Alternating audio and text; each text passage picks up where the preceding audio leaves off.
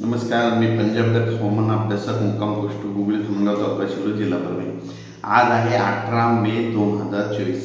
आजपासून तर परत शेतकऱ्यासाठी अंदाज देणार नाही, कारण की माग आपण 18 तारखेपर्यंत अंदाज सांगितलं होतं की राज्यामध्ये भाग बदलत खूप ठिकाणी वादळी वाऱ्यासह पाऊस पडणार, काही काही शेतामध्ये पाणी साचणार, वड्या नाल्याला पाणी येणार, तर तशी परिस्थिती झाली.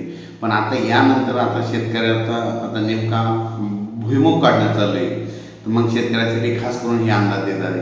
आता शेतकऱ्याला सांगू इच्छितो, आज आहे 18 मे 2024. तर आजपासून शेतकऱ्याला सांगतो 18, 19, 20, 21 दरम्यान फक्त 18, 19, 20 ते 24 दरम्यान फक्त पश्चिम महाराष्ट्र व कोकणपट्टी भागाकडे तुरळक ठिकाणी पाऊस पडणार आहे. म्हणजे तो पाऊस सातारा, सांगली, कोल्हापूर, पुणे तसेच नाशिक यापर्यंत पाऊस 24 तारखेपर्यंत विखुरलेल्या स्वरूपात पडणार आहे, म्हणून हा अंदाज लक्षात घ्यायचा. त्याच्यानंतर राज्यामध्ये 27 तारखेच्या नंतर पुन्हा एकदा वातावरण चेंज होणार आहे, म्हणून ही अंदाज लक्षात घ्यायचा.